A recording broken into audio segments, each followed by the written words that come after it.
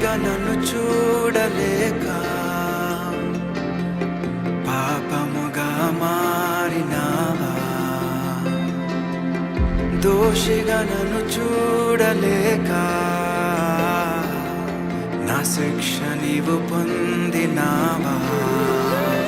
నా తల ఎత్తుటకు నీవు తల వంచితివే, అర్హత నాకిచ్చుటకు అవమానముందితివే, తండ్రితో నన్ను చేర్చుటకు